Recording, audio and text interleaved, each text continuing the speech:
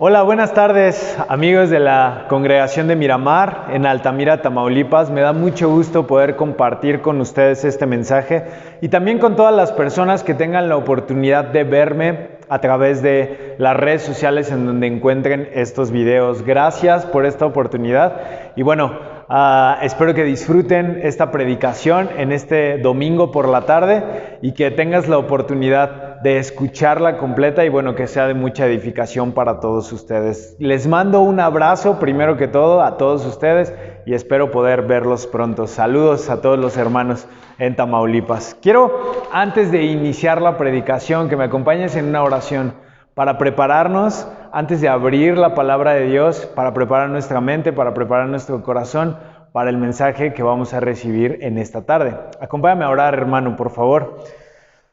Padre Dios, te damos gracias porque tú nos permites, Padre, que podamos recibir de tu palabra instrucción. Nos permites, Padre, que podamos ser edificados a través de tu palabra. Permite, Padre, que este mensaje haga eco en el corazón y en la mente de las personas que lo lleguen a escuchar. Y sobre todo, Padre, que pues pueda ser de crecimiento para nuestro espíritu, Padre. Cada que abrimos tu palabra, nos ponemos en tus manos para que el Espíritu sea quien nos hable y no nosotros interpretando mal las Escrituras, Padre. Y que cuando las Escrituras nos hablen, siempre, Padre, nuestro espíritu se alimente y pueda seguir creciendo. Gracias por esta oportunidad. En nombre de Cristo Jesús nos ponemos en tus manos. Amén. Hermano, ahora sí quiero comenzar con el mensaje de esta tarde y quiero que busques por favor en tu Biblia. Vamos a estar en nuestras Biblias en esta tarde. Vamos a ir a la primera carta de Juan. Quiero que abras tu Biblia en la primera carta de Juan. Juan, el apóstol amoroso, el anciano amoroso, que tiene la oportunidad de estar exiliado por las circunstancias de lo que estaba viviendo la iglesia en el primer siglo en la isla de Patmos y que en ese exilio tiene la oportunidad de escribir estas cartas y de escribir la revelación que le es dada a Juan del Apocalipsis. Eso es un poquito de historia simplemente como introducción. Yo sé que tú ya conoces esto, pero quiero que vayas a la primera carta de Juan, capítulo 2. ¿Sabes? Durante este tiempo difícil de la pandemia y durante muchos tiempos difíciles, durante el tiempo de persecución de la iglesia y que nosotros vemos, por ejemplo, en el primer siglo, en los últimos años del primer siglo, que es más o menos el tiempo, la fechación de esta carta, nosotros nos damos cuenta de que la iglesia siendo perseguida sufría. ¿A qué me refiero con sufría? No solamente físicamente sufría la persecución, sino que también sufría espiritualmente. Y en este sufrir espiritual, ellos siempre tenían la misma pregunta que seguramente tú te haces todos los días cuando estás en esta batalla espiritual, cuando estás en este camino cristiano, cuando estás en este andar de poder caminar al lado de Dios y de ser un discípulo de Cristo. Todos llega un momento en nuestra vida en donde nos hacemos una pregunta. ¿Cuál es esa pregunta? Bueno, pensamos si verdaderamente nuestro cristianismo es el cristianismo correcto. ¿Alguna vez tal vez te has hecho la pregunta de si tú realmente tienes el Espíritu dentro de ti? La palabra dice que cuando nosotros somos bautizados, el Espíritu viene a morar con nosotros, recibimos el regalo del Espíritu Santo, el don del Espíritu Santo, dice Pedro en su predicación en Hechos 2. Y lo interesante es que los cristianos continuamente nos preguntamos esto. Ahora, esto es una buena señal, hermano. No porque dudes, sino al contrario, porque te preocupa tu salvación, te preocupa tu relación con Dios, te preocupa el que Dios te vea de una manera pura, aceptable delante de Él. Ahora, yo sé teológicamente que el sacrificio de Jesús nos ha hecho aceptables, nos ha hecho puros, nos ha hecho santos, nos ha acercado al Padre y es el sacrificio de Jesús en la cruz el que nos ha reconciliado con el Padre. Y nosotros no podemos hacer nada para poder reconciliarnos con el Padre por nuestras propias acciones o por nuestros propios hechos. Sin embargo, es muy claro que en esta carrera del cristianismo, que Pablo así la ejemplifica, Pablo habla acerca de esta carrera que nosotros estamos corriendo durante este peregrinar en este mundo, nosotros somos llamados a una vida en crecimiento espiritual, a una vida de santificación progresiva. No solamente el que ya hayamos sido apartados posicionalmente cuando fuimos a las aguas del bautismo, sino que además nos ha llamado Dios a una santificación progresiva, a un crecimiento espiritual, como lo llaman otros hermanos, que es exactamente lo mismo, crecer espiritualmente, madurar en la palabra de Dios. Ahora eso viene por medio de la palabra, y sin embargo Juan, en esta carta que vamos a tener la oportunidad de estudiar un poquito tú y yo, podemos darnos cuenta de unas de las recomendaciones que Juan hace al pueblo para exhortarlo, para animarlo, y que Juan hace también a nosotros. Nosotros podemos traer esta enseñanza del primer siglo a nuestra vida y darnos cuenta de si verdaderamente andamos en santidad, darnos cuenta de si verdaderamente estamos creciendo, de si el Espíritu está haciendo la obra de crecimiento en cada uno de nosotros. La palabra de Dios dice que la obra que se inició en nosotros crecerá hasta ser completada, pero que nosotros debemos permitir al Espíritu que haga esta obra. Dice la palabra que solamente Dios da el crecimiento. Entonces tú y yo no podemos crecer por nuestros propios medios. Nosotros tenemos que entender que solamente el Espíritu nos da ese crecimiento. Y en ese crecimiento tú y yo podemos compartir el amor y ser ejemplo para todas las personas que necesitan conocer de Cristo allá afuera. Acompáñame ahora sí entonces a la primera carta de Juan, capítulo 2. Vamos a empezar a leer en el capítulo 2 y vamos a ir viendo algunos versículos claves de este capítulo 2 y después vamos a saltar a otros versículos. Ahora, quiero ponerte en contexto acerca de lo que vamos a leer. Juan es el apóstol amoroso que ha sido perseguido, probablemente el más joven de los apóstoles, y que ha sido perseguido durante toda su vida después de que Jesús ha partido, después de que Jesús ha ascendido, lo que conocemos como la ascensión, ¿no?, de Cristo. Después de que Jesús se ha ido y ha dejado encargado a los apóstoles que vayan y hagan discípulos en las naciones, y comienza la predicación en Hechos y el establecimiento del reino de Cristo, la iglesia aquí en la tierra, Juan es el apóstol que tradicionalmente se conoce, termina sus últimos días o tiene la oportunidad de terminar sus días siendo viejo y anciano de una congregación, de una iglesia. Ahora, lo interesante es que Juan ve todo el periodo de tribulación, probablemente se entera o conoce o ve, atestigua la muerte de sus compañeros discípulos, probablemente incluso él lo sabe. Y lo interesante es que él mismo recibe esta persecución. Él fue, tradicionalmente, nosotros sabemos que la historia dice que él fue echado en aceite hirviendo y que Dios lo salva de esta situación y que él después entonces es exiliado para que la gente no hable de este milagro y que no hable del nombre de Jesús resucitado, porque era un peligro para el imperio romano. Entonces Juan ve todo esto, pero no solamente se enfrenta a esta persecución física, como yo te decía, sino que además Juan tiene la oportunidad de ver la creciente introducción de otros pensamientos y del sincretismo de muchos pensamientos y filosofías y de prácticas religiosas que tratan de mezclar con el cristianismo del primer siglo, con la iglesia del primer siglo. Es decir, la predicación de los apóstoles ha empezado a perder fuerza porque varios de ellos han muerto y se han quedado únicamente aquellos encargados de las congregaciones. Y el apóstol, al ver esto, escribe contra el gnosticismo, esta corriente de pensamiento que dice que ellos tienen un conocimiento extra, personal, individual y que nadie más conoce, y que en este conocimiento ellos son más elevados, son más que los demás, e incluso ellos saben más cosas que los apóstoles. Así se ponía esta corriente filosófica y esta corriente de pensamiento que invade las iglesias del primer siglo, el gnosticismo.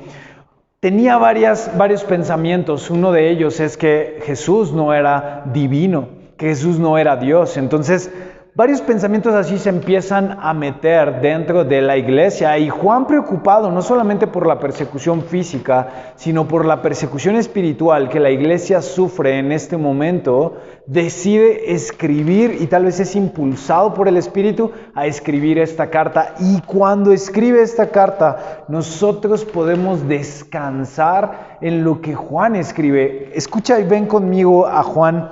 Primera carta de Juan, capítulo 2, dice: hijitos míos, les escribo esto para que no pequen. Pero si alguno peca, tenemos un defensor ante Dios, Jesucristo el justo. Ahora, hermano, esto para mí la primera vez que lo leí fue un gran alivio. Porque la verdad es que muchas veces tenemos este pensamiento mágico de que cuando vamos al agua del bautismo y salimos del agua y hemos recibido el regalo del Espíritu Santo, jamás volveremos a caer ni pecar. Pero en realidad, Juan aclara muy bien este punto aquí en 1 Juan capítulo 2. Dice: les escribo para que no pequen, es decir, no anden por la vida pensando que pueden estar usando la libertad que Jesús les ha entregado en la gracia para que ustedes estén pecando y para que hagan lo que quieran. Eso no está bien. Juan dice: hijitos míos, no hagan eso. Pero si alguno tiene una ocasión de caída, si alguno tiene una ocasión de pecar, si alguno se airea contra su prójimo, si alguno se enoja, si alguno trata mal a un prójimo, si alguno trata mal a algún familiar, a sus esposas, a sus hijos, si alguien peca, dice: Dios es justo, Jesucristo es justo y tenemos un defensor ante Dios.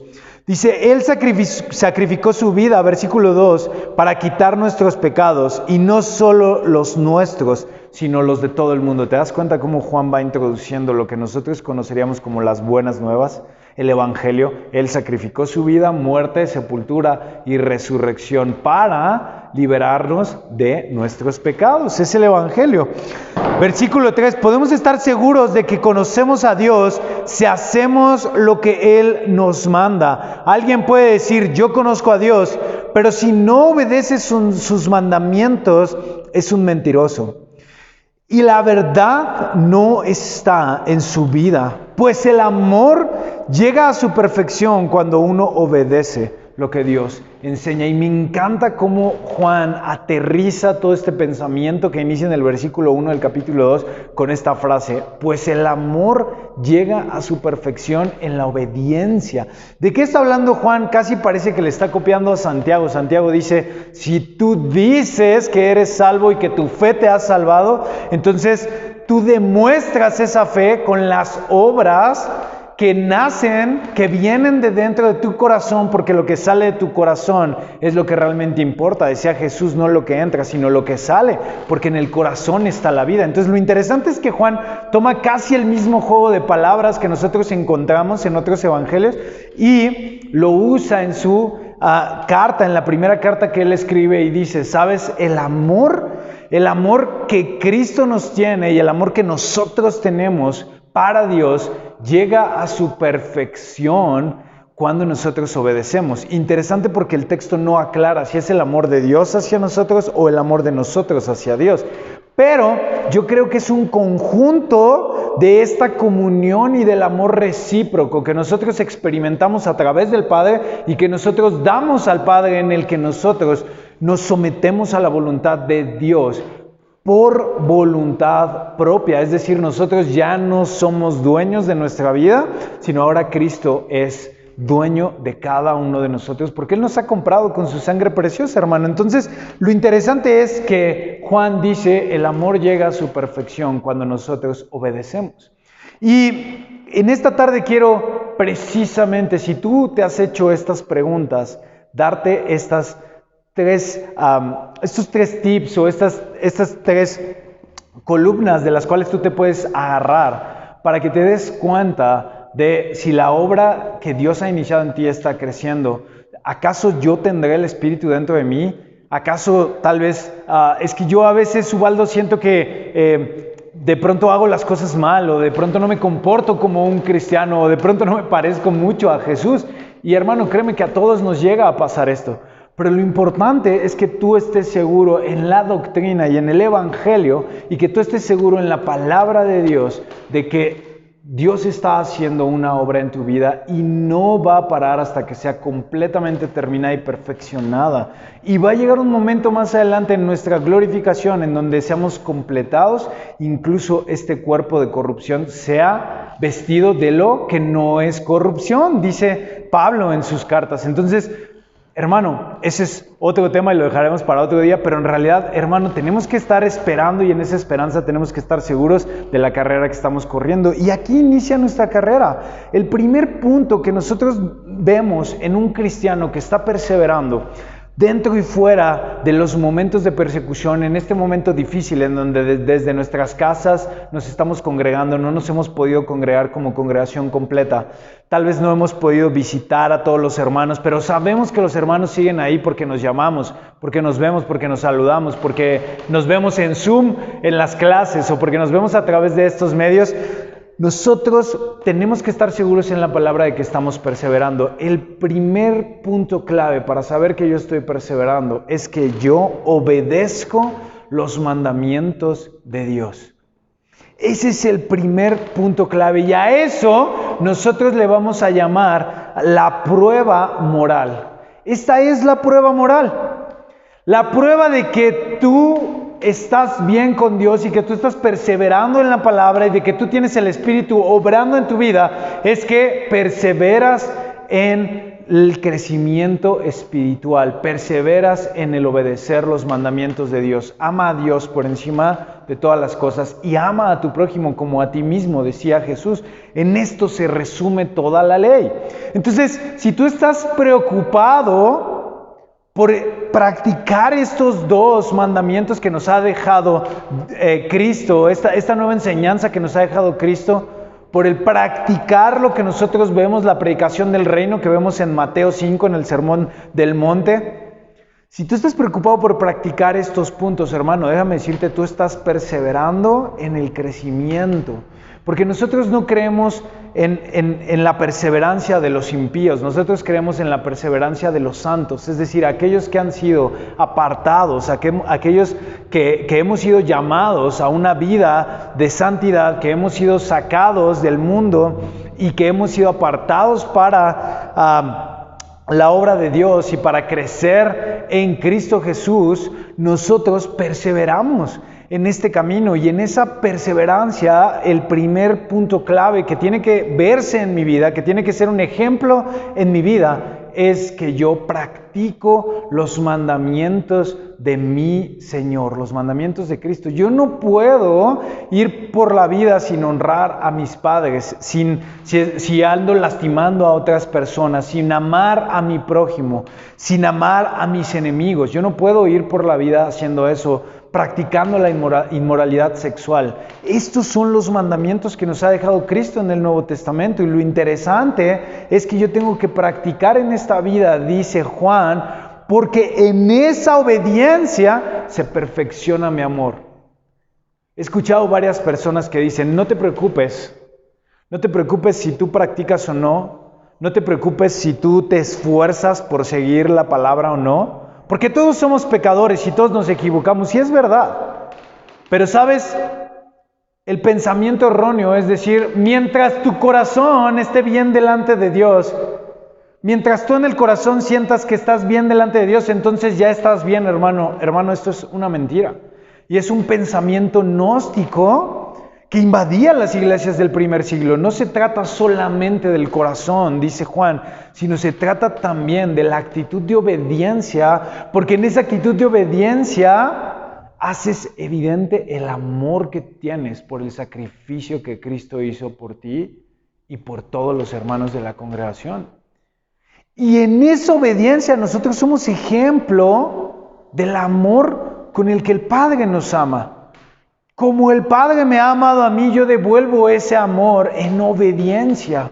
No solamente de labios, sino también de actitud, sino también de reverencia, sino también de glorificación. Y esa glorificación la traigo a través de la obediencia. ¿A qué padre no le gusta que sus hijos sean obedientes a las las conductas o a las normas que el padre pone dentro de la casa. ¿A qué padre no le gusta eso? A todos.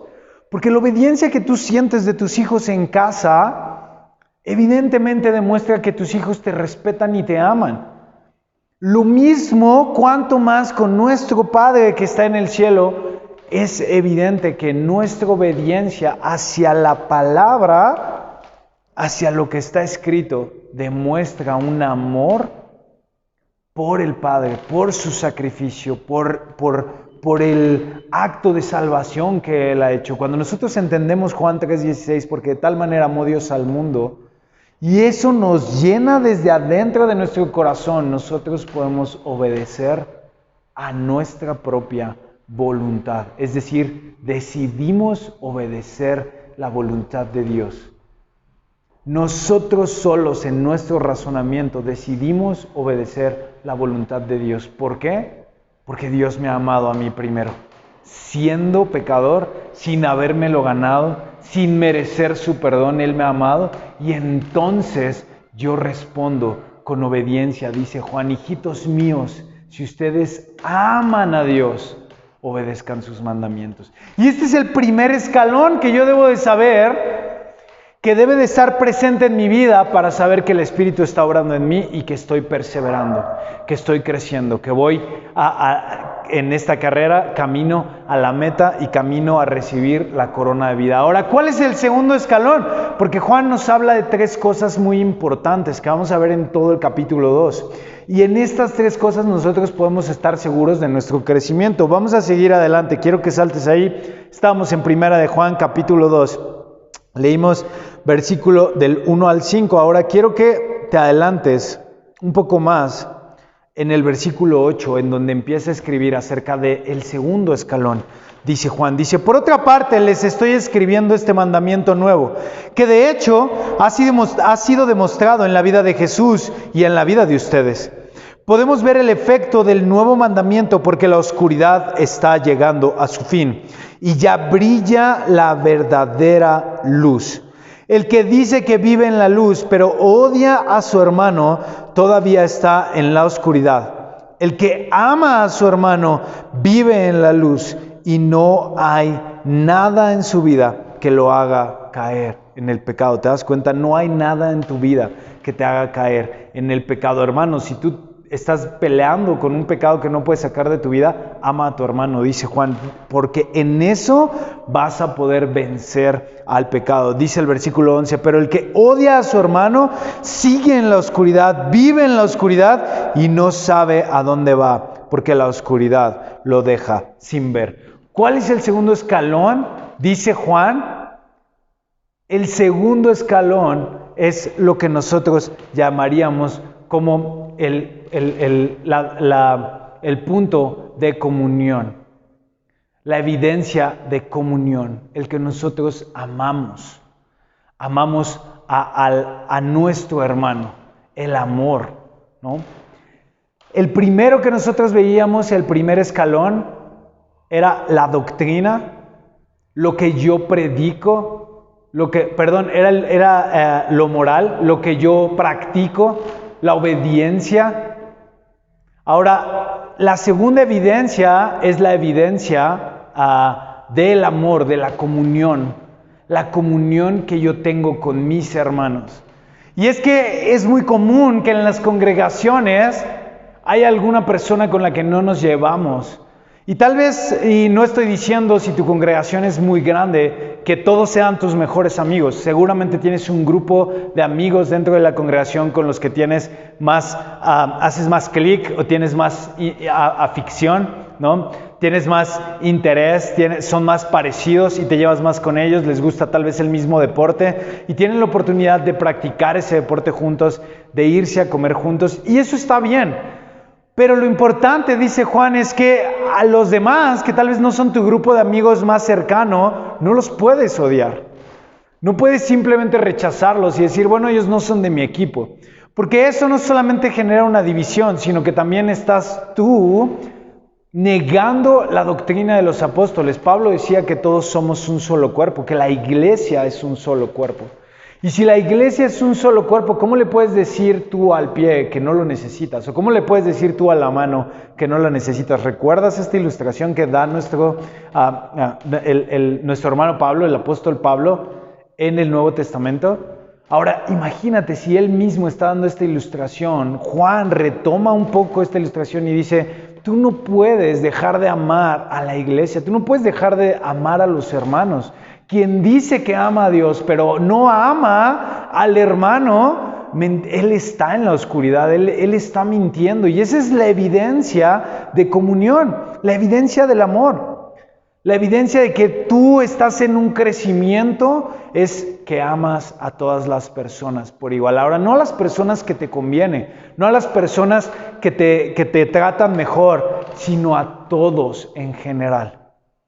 Nuestra vida se convierte en una vida que facilita la comunión entre las personas y Dios y Cristo. Y tú no puedes voltear a ver a quién le vas a facilitar esa comunión. Tú no puedes decir, bueno, a este hermano sí le facilito la comunión y a este hermano no tanto porque no me cae bien o porque hoy no se bañó. No puedes hacer eso, hermano. Sino que nosotros amamos a todos los hermanos por igual porque son parte de nuestro cuerpo, son parte de la iglesia que escogió Dios, no que tú escogiste, no que se congrega contigo, no que está solamente en el lugar en donde tú te congregas. La iglesia no es el lugar en donde tú te congregas, la iglesia es todas las personas que han sido salvas en el Evangelio de Jesús. Y una persona salva puede estar en cualquier lado. Cualquier persona que haya sido salvada a través del Evangelio de Jesús pertenece a la iglesia porque Cristo la ha añadido a la iglesia. Y amamos a la iglesia y amamos a cada una de esas personas. Incluso, dice Juan, a tus enemigos. Y lo interesante es que la prueba de comunión, el amor, la evidencia de la comunión que nosotros tenemos hace creíble y hace evidente nuestro cambio profundo, nuestra transformación, nuestro caminar en Cristo. Para las personas allá afuera es evidente que tú eres diferente cuando amas sin mirar a quién, cuando amas a las personas que te encuentras en cualquier lado. Cuando tú amas a una persona, se nota. Una frase que yo siempre he platicado con mi esposa y que mi esposa y yo estamos muy de acuerdo en esta frase es que el amor y el dinero son evidentes, no se esconden, no puedes esconder el dinero y no puedes esconder el amor. Cuando una persona tiene dinero se nota y cuando una persona tiene amor se nota. Y lo interesante es que Juan dice que el amor es prueba de que tú estás bien con Dios. Si amas como Jesús amó, entonces estás creciendo en Dios. Entonces el Espíritu está creciendo en tu vida, está creciendo dentro de ti. Entonces tenemos la evidencia del amor, de la comunión y tenemos la evidencia moral. ¿Recuerdas el primer escalón, la evidencia moral? Es que obedezco los mandamientos de Jesús. Ahora el segundo escalón, la evidencia de comunión, que amo a todas las personas por igual. Y tenemos un tercer escalón y es el escalón en donde yo creo que tú y yo menos flaqueamos, menos dificultades tenemos, pero que es muy importante, dice Juan. Y quiero que me acompañes a primera carta de Juan, capítulo 2, seguimos ahí. Pero ahora quiero que saltes al versículo 20. Dice, versículo 20 del capítulo 2, dice, Cristo el Santo les dio a todos ustedes el don del Espíritu. Así que todos conocen la verdad. No les escribo porque no conozcan la verdad, sino porque la conocen y porque saben que ninguna mentira viene de la verdad. ¿De qué estás hablando, Juan? Nos va a aclarar en el versículo 22. ¿Quién es mentiroso? El que dice que Jesús no es el Cristo. El que dice eso es el enemigo de Cristo, pues rechaza tanto al Padre como al Hijo. El que rechaza al Hijo no tiene al Padre, pero el que acepta al Hijo tiene también al Padre. Y si tú rechazas al Hijo y no tienes al Padre, evidentemente, hermano, tampoco el Espíritu mora dentro de ti. Y esto es algo fuerte. ¿Y qué es rechazar al Hijo? Dice la palabra, el que dice que no viene del Padre, el que dice que Jesús no es el Hijo de Dios, no tiene al Padre, ni tampoco al Hijo, y por obvias razones tampoco tiene al Espíritu que lo guíe en su vida. Y a esto, hermanos, se le conoce como el escalón de la evidencia doctrinal. Nuestra doctrina dice que Jesús es el Hijo de Dios, que Jesús es el Dios encarnado y que ha venido a hacer su obra de salvación en cada uno de nosotros, y que esa obra es una obra que se nos regala a través de la gracia, y que por fe nosotros podemos aceptar ese regalo de Jesús para cualquier hombre, y que a través de ese regalo nosotros somos salvos. Cualquier persona que está fuera de esta enseñanza, cualquier persona que no proclama el nombre de Jesús como su Salvador, que no confiesa a Jesús como su Salvador, que no dice que Jesús es el Hijo de Dios, es una persona que no tiene al Padre, que obviamente no puede crecer espiritualmente, que obviamente no puede dar frutos de una espiritualidad madura, que obviamente no puede crecer hacia la madurez espiritual, y que no puede tener una comunión con la congregación, con los hermanos, con las personas, y que no puede tampoco ser una persona que obedece los mandamientos de Jesús. Una persona que no tiene a Jesús como su Salvador, porque no necesita ser salvado de nada, es una persona que niega la doctrina, y es una persona que por obvias razones no va a obedecer los mandamientos que Jesús estableció. Y lo interesante es que Juan retoma estos 3 puntos para decirnos, ¿sabes?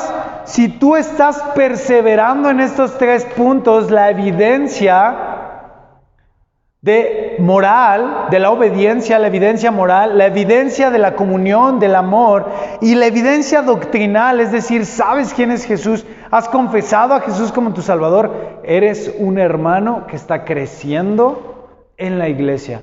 Tienes al Espíritu en tu vida, porque tú no puedes hacer la obra de crecimiento por ti mismo. Y esto es algo, hermano, que quiero que te quede bien claro. Tú no puedes hacer, ni yo puedo hacer, nadie puede hacer la obra de crecimiento por sí mismo en su vida. Ahora, ¿por qué esto es relevante en mi vida en este momento, hermano? Porque no solamente la iglesia se enfrenta a momentos difíciles, sino que además el mundo en general se enfrenta a momentos difíciles.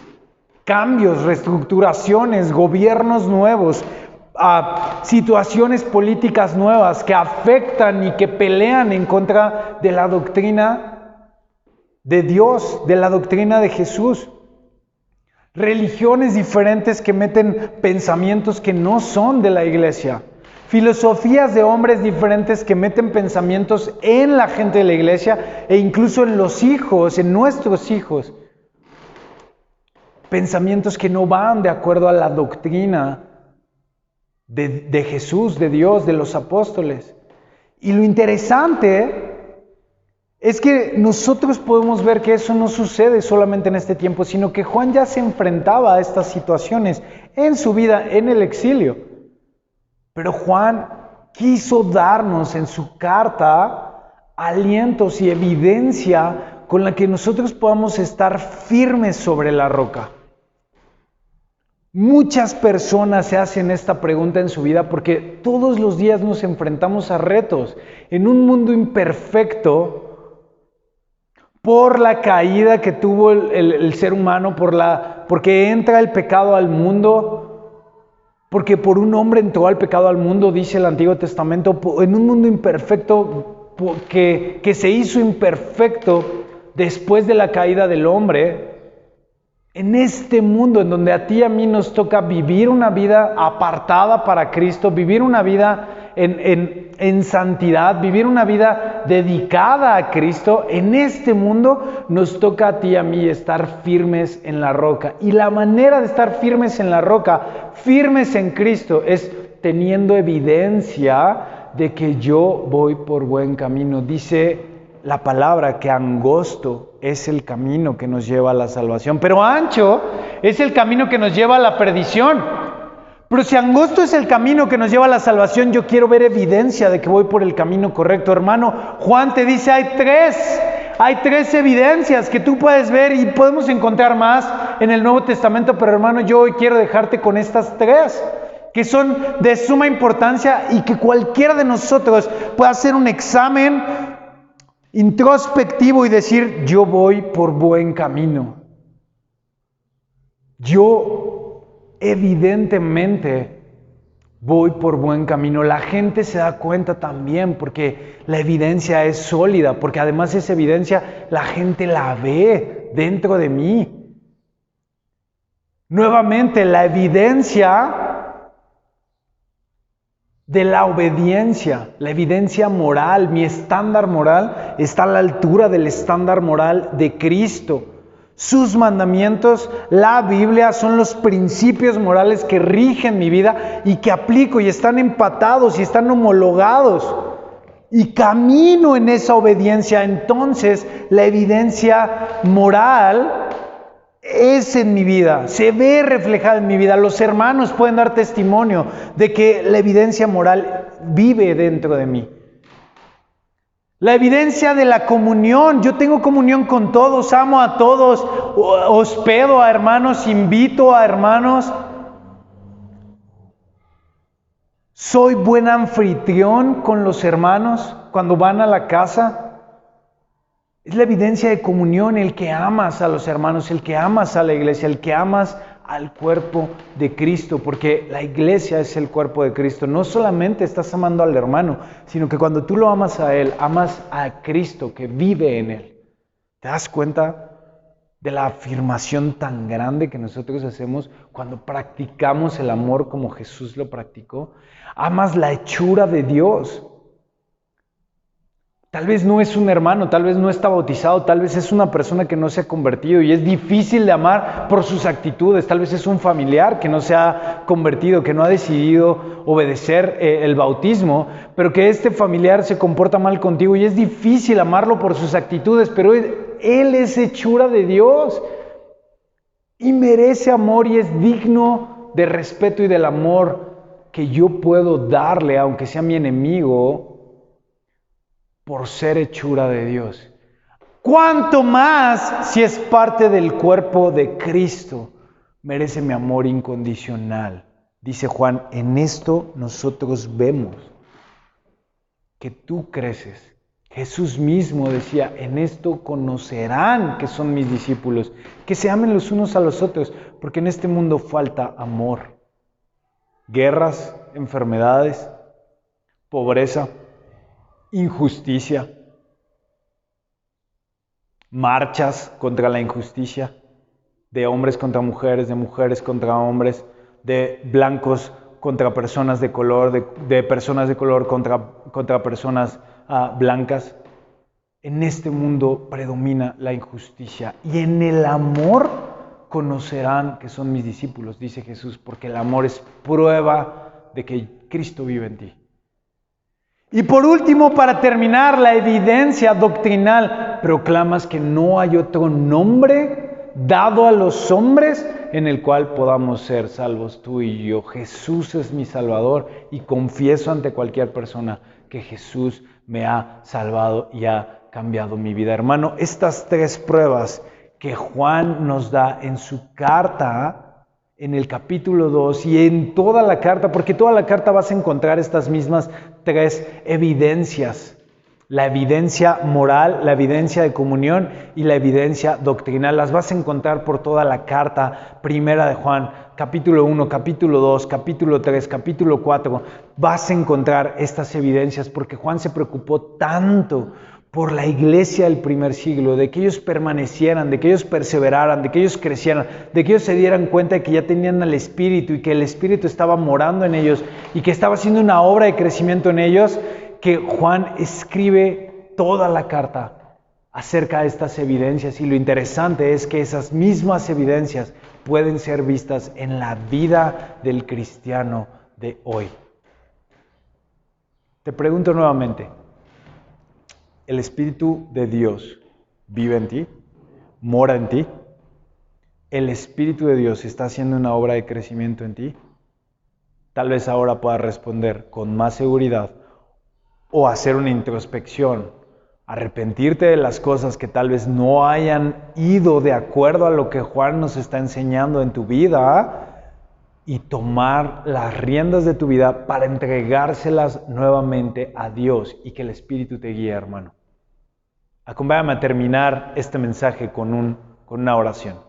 Padre, gracias por este mensaje, porque a través de este mensaje podemos ser edificados. Padre, gracias porque nos enseñas a caminar en santidad y nos enseñas estas evidencias que podemos ver en nuestra vida, que nos guían a través del caminar cristiano. Gracias, Padre, porque eres grande y poderoso y eres santo. Y en esa santidad nos permites a nosotros también, Padre, ser hacedores de tu palabra. Permite que crezcamos a la altura del varón perfecto en tu voluntad y que el Espíritu nos guíe. Y quita, Padre, de nosotros cualquier cosa que estorbe el que seamos luz para otras personas. Gracias por la oportunidad de poder predicar para mis hermanos y que muchos hermanos sean edificados a través de este mensaje. En nombre de Cristo Jesús oramos. Amén. Quiero agradecerles y despedirme de todos. Hasta luego.